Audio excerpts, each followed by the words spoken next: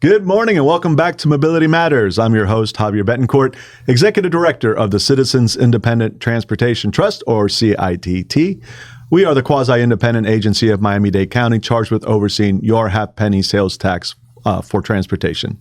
So that half penny goes to a number of initiatives, projects, and programs. 20% of it goes to our municipal partners, distributed on a population basis. And many of our cities and the county are using our half penny funds for what we call micro transit. So this is transit that is connecting the larger transit system to that system and to places of employment, to schools, wherever people need to go. So with me today is someone in that space. We have Mike Vaccarino. Mike, welcome to the program. Thanks. So glad to be here. And Mike is the Chief Revenue Officer of a company called VIA. And tell us about VIA first and foremost, and a little bit about your role there. Yeah, absolutely. So VIA is a public transit technology company. We help municipalities, transit agencies, and transit operators around the globe provide equitable, accessible, and efficient transit services, public transit services, powered by technology. And today we're working across 600 different partnerships, we call them, across the world, where we're partnered with a municipality or a public transit agency to deliver transit services within a community. And it goes beyond just kind of micro transit, which we'll talk about in a little more detail. You also provide kind of, I don't know if you call it software or kind of back-end services, things kind of under the hood, right? Exactly. So what are those types? Yeah, so what we've built is a vertically integrated software platform. And what that really means is that we have software that allows planning departments to plan bus networks, to plan streetscapes, to think about the lived environment, the urban environment, and plan efficient mobility environments. We have operational software, which allows us to deliver microtransit services, paratransit services, fixed route services as well. And then we have a really robust data analytics AI platform that helps transit agencies and public transit providers make intelligent decisions about their networks. So as an example, I believe the county used some of those services recently and coming up with a better bus network, right? Yeah, exactly. So we partner with the county on two different projects. Happy to talk about both of them. Yeah. The first one is on the planning side of things, where Miami-Dade Transit uses our Remix planning software. That software was used, exclusively to build the Better Bus Network plan and roll it out. And then the other project we work together with the county on is the Metro Connect project, which is an on-demand microtransit, public transit, shared ride, pooled service. So great transition. So Tell us more about Metro Connect. Let's go back for a second. Sure. What is on-demand microtransit for those who may not know that, although I think most people do? Yeah. And then let's talk about Metro Connect specifically. Yeah. So maybe if we take a little bit a step back, when you're planning a fixed route network, oftentimes you have to make a trade-off between coverage of that network, how many people can access that network, and frequency of that network, how often the bus comes. For a long time throughout history, that trade-off was pretty black and white. You just had to make a call. Enter microtransit. About 10 years ago, we pioneered the concept. And microtransit allows you to provide frequent coverage in areas where the bus would be underutilized or it wouldn't be efficient. And so what it ultimately means for the rider is that to use microtransit, you can either book a ride through a mobile application, or you can call in for folks who don't have smartphones. You can request a ride. And what the technology is doing is dispatching a vehicle to you, but very importantly, is looking for other riders heading in the same direction as you, pairing you with that vehicle. And lastly, it's a corner-to-corner service. So, paratransit, for folks who are eligible for paratransit, that's a door-to-door service. You're picked up right at your door, you're dropped off somewhere where you want to go, your appointment, medical facilities, etc. In microtransit, we're actually asking passengers to walk, usually a block or two, to a nearby corner to further aggregate those passengers into the vehicle and then deliver them to their final destination, which improves system efficiency and really makes it a form of public transit. Right. So let's talk about Metro Connect now. The county launched this, I want to say a few years ago. It started off as Go Connect, as I recall, right? The original morphed brand. into Metro Connect, just to keep up with the larger branding, Metro this, Metro that. So who do you serve? Yep. And how can people learn more about it? Absolutely. So I think we have a map that we're going to pull up, right? Yeah, we have about 14 different zones across Miami-Dade County. I think it started with about 3 zones in October of 2020. Cutler Bay was one of the first zones launched. And the primary use at that time under the Go Connect was connecting into public transit. So about 70% of our total trips that are booked on the Metro Connect app or through the phone connect into high-capacity rail or Metro bus. And the program was so successful that when the Better Bus Network was being designed and certain routes were being eliminated from the network for being underproductive, the transit agency staff instead replaced it with Metro Connect and created what was 3 zones to now about 14 zones across the county. Right, and I think the map hopefully is being popped up on here we go. And as people are looking at this, they may wonder, well, why certain areas and not others? And I think you touched on some of that. It's number one, you're not here to replace something else. You're here to complement the larger system. Right. So if an area is being well served by transit or perhaps by a municipal, similar service in a municipality, will contract with other vendors, you're not looking to replicate that, right? So these were areas that were deemed as, I don't know if we call them transit deserts, but certainly where a need existed. That's right. It allows people to connect. It's a feeder service into the broader fixed route network, and capitalizes on the investments that are made in Metro Bus and Metro Rail by getting people to those services. Alternatively, it would be maybe a mile walk to get to Metro Rail, and that might prevent that person from taking transit altogether. So it's a way to reduce congestion and get people into transit. And how's it been working? It's called granular riders, would you say you have on a monthly or annual basis? So right now, the Metro Connect service area covers about 1 million Miami-Dade residents. Okay. 600,000 of those would otherwise not have access to reliable, high-frequency public transit. We're doing about 40,000 trips per month right now. It varies a bit by zone, of course. Certain zones have higher ridership than others. And about 75% of the trips connect directly into transit. Good. And so in addition to this work with the county, I understand that a couple of municipalities have kind of tapped into that to provide their residents with their local on-demand microtransit service. Yeah. Who are those? So that's Cutler Bay and South Miami. So they've essentially, not to get too technical, but developed an interlocal agreement with Miami-Dade County where they're getting access to the Metro Connect program. The county is adding vehicles that otherwise wouldn't be there based on the funding that we're receiving from the municipalities. And overall, it's increasing the connectivity of the people in those communities because they can now travel kind of anywhere within the county. And I should note, I think the municipalities are using their share of the half-penny sales tax towards that, right? That's correct. Excellent. Shout out to Cutler Bay and South Miami. And we're here in South Miami.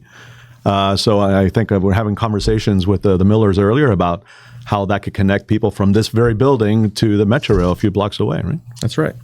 And one of the interesting things about the Metro Connect app experience, and I encourage people to try it, is when you plan your journey in the Metro Connect app, you also get bus and rail instructions. So if you go to book a ride and let's say there's not a vehicle available because it's at 8 o'clock at night and we don't run service, through the app, you'll actually get a journey plan to bus or rail, help you find walking directions, help you access those services. So we've actually found that people who want to use on demand but haven't used the bus in the past all of a sudden are exposed to public transit more broadly and can utilize those services because they're more familiar with it now. So we talked about technology. Yeah. Right. You really are a technology company at the end of the day, right?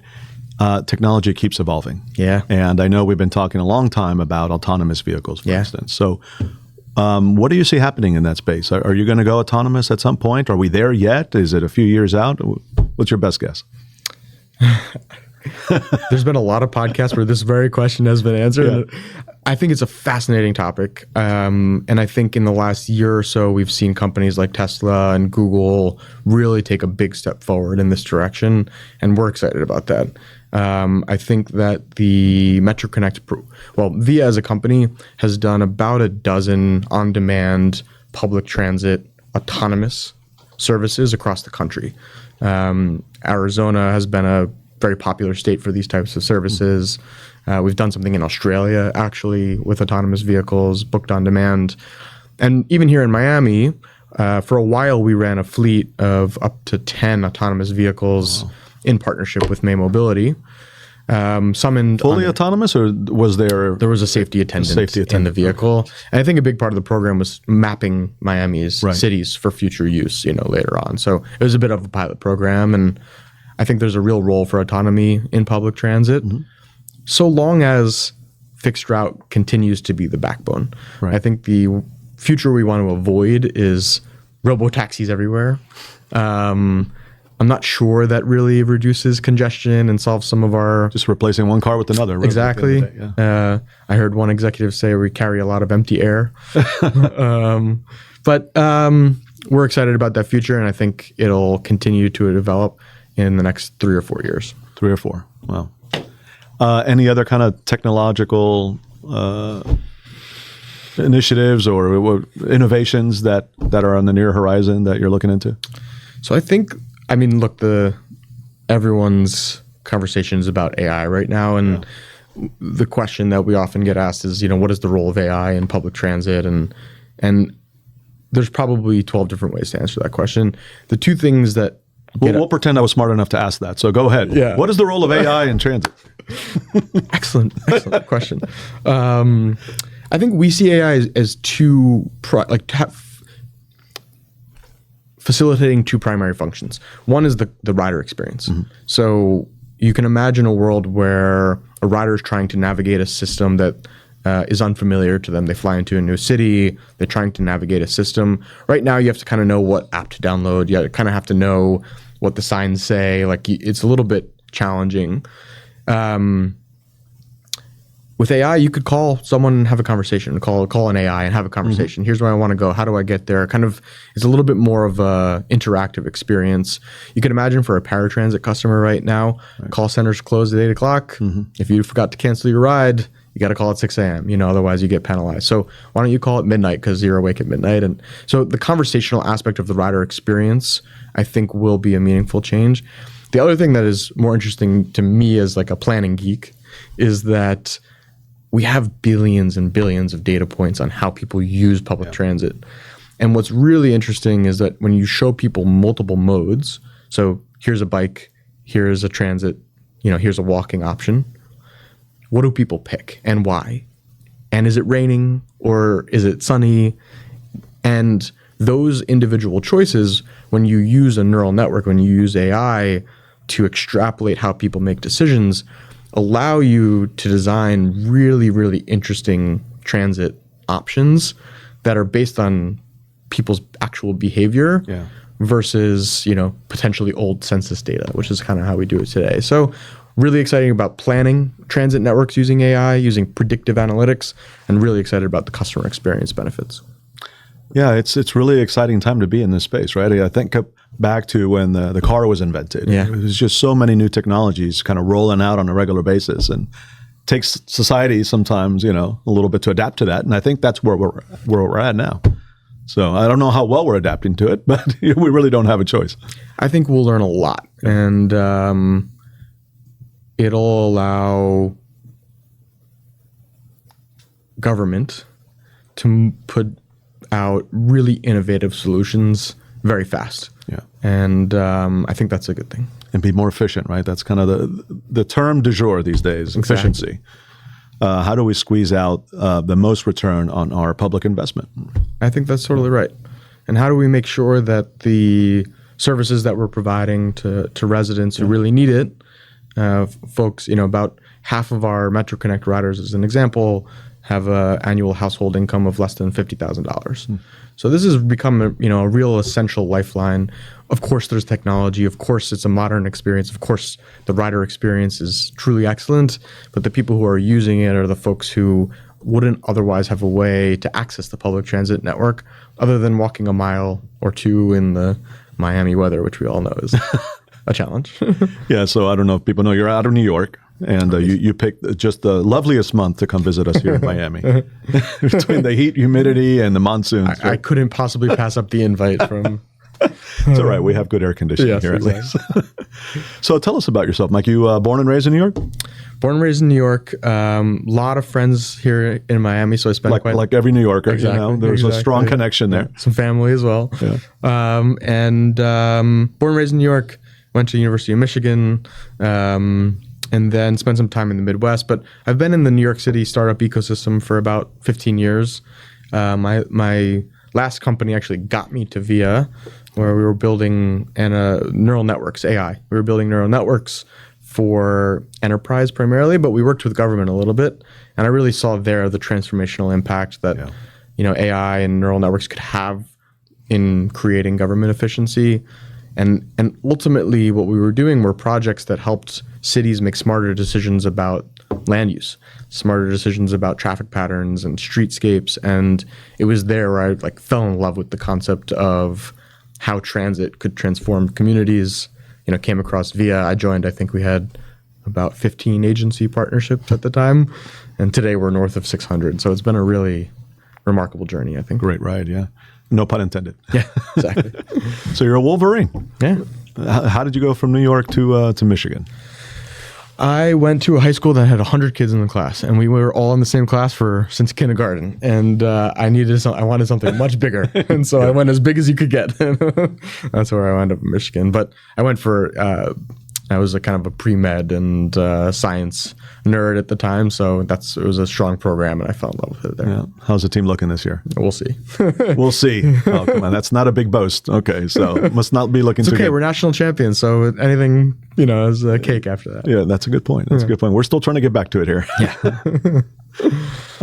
So what else do we want to talk about? What are you reading these days? Anything interesting?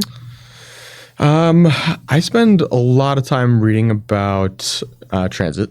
Yeah. And that, I watch your podcast quite a bit, and I think there's Thank you. Appreciate that. Of course. There's a lot of interesting developments happening in the industry. I think even the most legacy consultants who for a long time said, microtransit won't work, are starting to write really interesting pieces about the role of on-demand transit and autonomous vehicles in transit. So I spent a lot of time thinking and writing and reading about transit. Yeah. Well, listen, so as good a time as any to announce to our viewers that we're actually working with the Miami Book Fair. We have this wonderful book fair here in Miami. It takes place the weekend before Thanksgiving, and we're going to have a panel of authors to talk about urban planning and transportation and mobility. So please come back in November. It's much nicer than August. And you'll be able to engage with these great authors talking about these topics. So we have, by the way, so that's Victor Dover. We have Chuck Bull from the University of Miami.